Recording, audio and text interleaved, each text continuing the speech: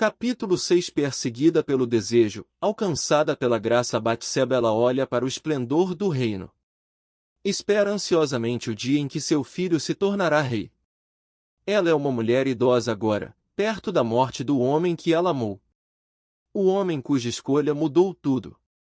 Ao relembrar os eventos de sua vida, a dor que ela atravessou, mais parecida com um pântano, coisas que ela não desejaria nem para um inimigo, ela ouve um som que traz tudo de volta. Toma fôlego conforme a água é tirada. Fecha os olhos e é transportada pelo esguicho da água, de volta àquela época do ano, a exata hora em que se banhava em sua casa. O início do caos na casa de Davi se deu com aquele banho. Ela sabe disso. Ela pode sentir a espiral descendente empurrando sua família, essa linhagem que se estende até Abraão e além. Ela sente o peso do pecado como as ondas de angústia que a atingiram depois da perda de seu primogênito. Batseba, filha de um guerreiro, esposa de um guerreiro, depois esposa de um rei.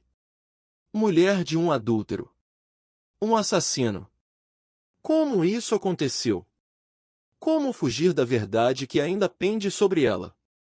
Davi pecou ao levá-la para o palácio e tomar seu corpo.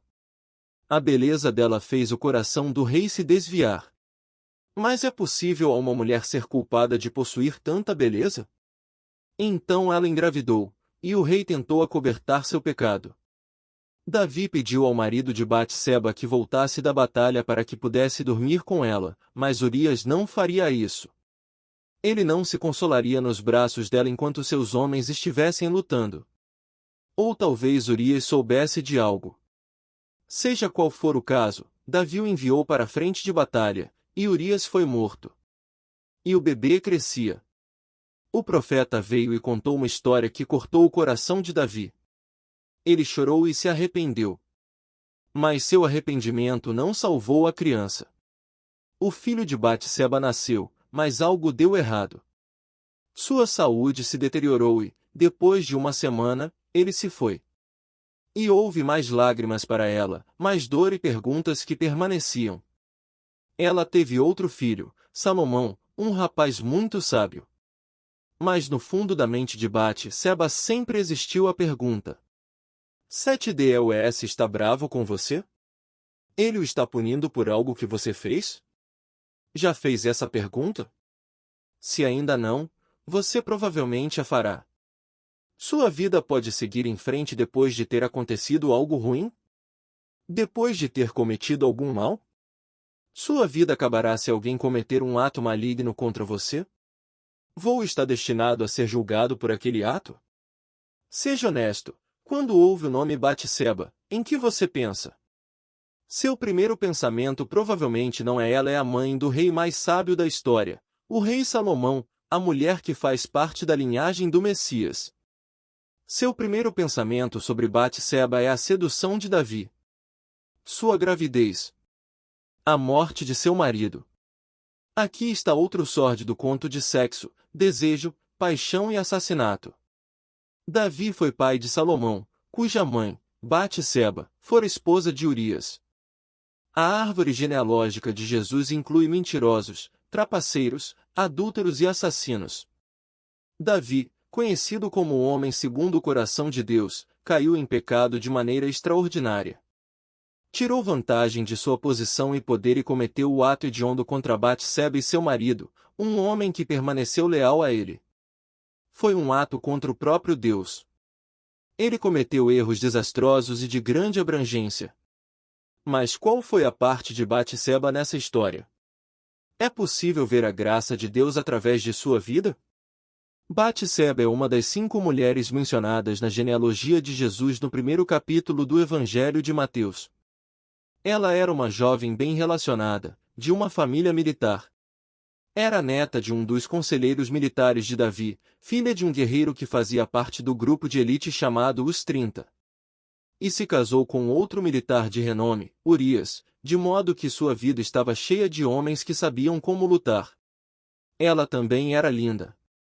Davi ficou tão atraído por ela que seu desejo o arrebatou. Seria ela uma vítima?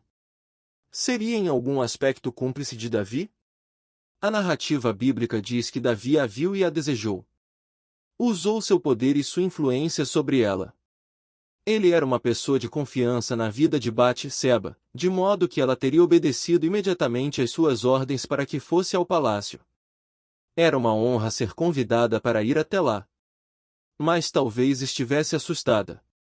Será que ela pensou que havia notícias das linhas de batalha? É bem provável que estivesse ansiosa, mas não tinha medo do rei. Ela respeitava Davi. Ouvi histórias de seu triunfo sobre Golias desde sua infância. Ouvirá sobre Davi ter sido ungido por Samuel, a maneira como Saul perseguiu Davi e a forma como Davi não desonraria o rei ou Deus. Estava maravilhada diante daquele guerreiro poderoso e daquele homem de Deus. Seu marido, Urias, sem dúvida havia contado histórias das batalhas em que lutaram juntos, sobre o valor de Davi e de seus seguidores, a lealdade e a confiança que haviam se desenvolvido entre aqueles irmãos de guerra. Assim, quando foi chamada a comparecer perante o rei, ela não hesitou. Não sabemos que tipo de avanço Davi realizou, ou se Batseba resistiu. Toda a cena, a conversa deles, a sedução ilícita, nada disso é revelado. Isso é coisa de romances adocicados. Davi a forçou? Ela resistiu? Será que, no início, colocou objeções, mas foi vencida por sua força e paixão, ou as palavras dele foram suficientes? Somos apenas informados de que Davi se deitou com ela. Alguns já acusaram Batseba de ser indecente, de ter sido indiscreta enquanto realizava uma lavagem ou banho cerimonial. Isso é quase o mesmo que dizer ela mereceu. Talvez ela pudesse ter se banhado numa câmara interna, oculta de qualquer possibilidade de ser vista por alguém postado no telhado. Outros conjecturam que Batseba era uma sedutora, que atiçou Davi propositadamente a fim de conseguir acesso ao palácio. Seja qual for a verdade, Davi é responsabilizado. Nenhuma mulher merece ser tratada como objeto.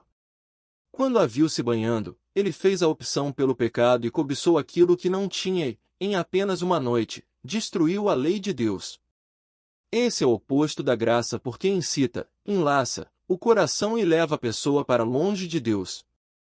Assim que é abraçado, o pecado leva à morte espiritual e espalha dor e sofrimento a todos os envolvidos. A graça, porém, concede libertação do pecado e de seu processo destrutivo, e, quando é abraçada, leva a vida e dá vida a outros. Quando Batseba chegou, esse homem que tinha esposas e concubinas, algo que levanta ainda mais perguntas, tomou aquilo que não tinha. Ele cobiçou o que não era seu. Se Davi pudesse ter previsto as amplas consequências de seu pecado, será que teria feito outra escolha? O resultado desse fracasso moral em sua vida afetou a criança que foi concebida, afetou Batseba, Urias foi morto e Davi envolveu os próprios irmãos de guerra num assassinato.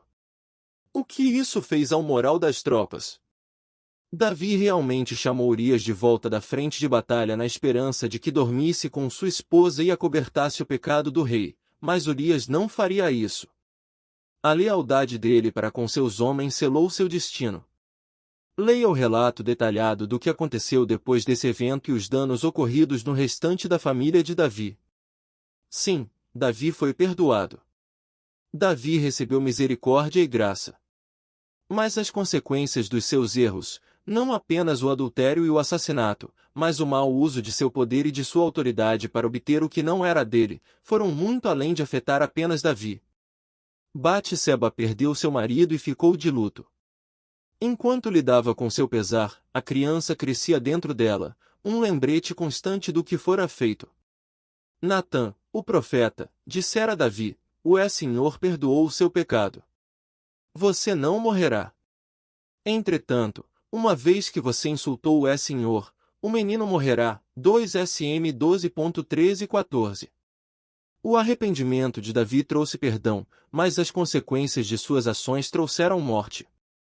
Se você acha que a imoralidade afeta apenas a pessoa que a comete, pense novamente.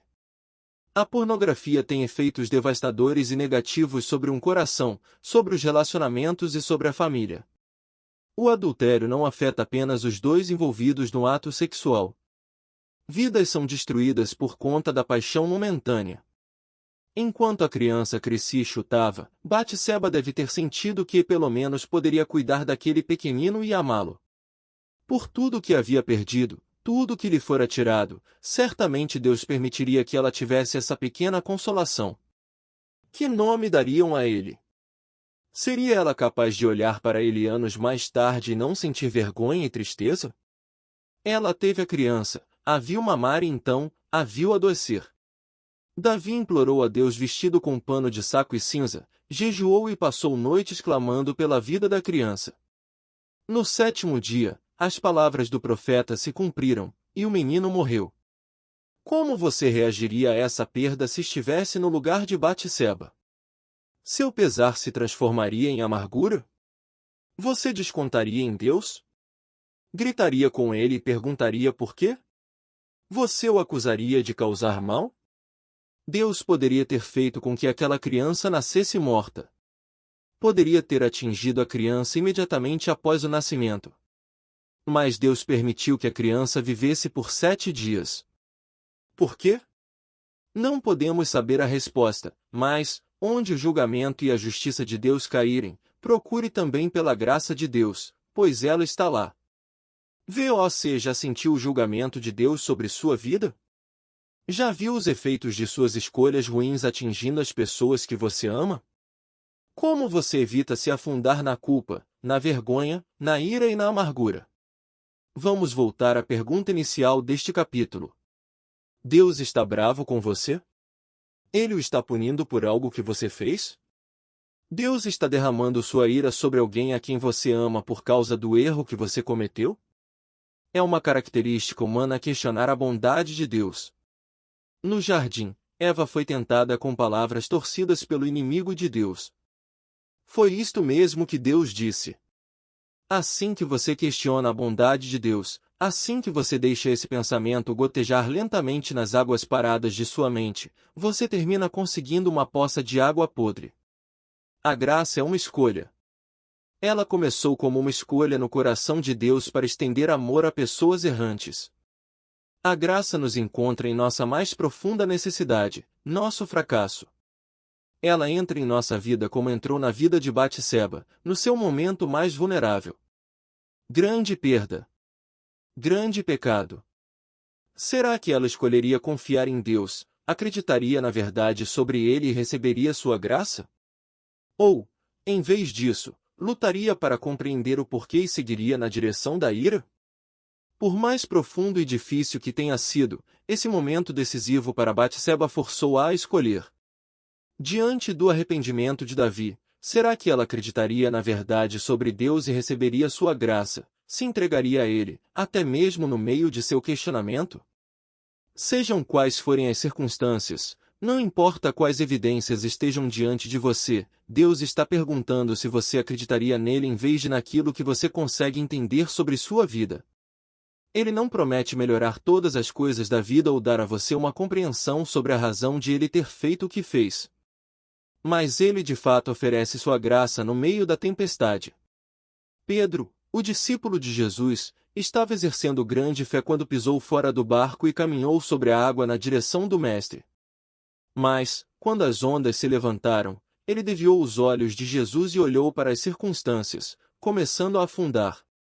A pergunta que Deus fez a Batseba, a pergunta que Jesus fez a Pedro, é a mesma pergunta que é feita a você hoje. Você irá crer? Confiará sua vida à graça de Deus?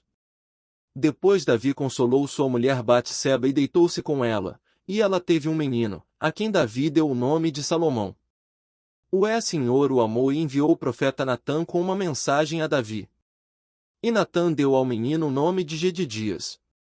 2 Samuel 12.24-25. Que diferença entre as duas histórias? Durante o primeiro encontro deles, Davi cobiçou e, então, obteve o que queria. Aqui, Davi a consola e faz amor com Batseba. A mudança em seu coração fez com que ele agisse diferentemente em relação à mulher que ele transformou em sua esposa. Isso é a graça de Deus. Batseba faz parte da genealogia de Jesus. Ela é a mulher quebrantada cujo marido foi morto, cujo filho pequeno morreu, cujo segundo filho se tornaria o futuro rei. Batseba, Davi, Salomão. Todos ancestrais de Jesus. Todos são evidência da graça de Deus.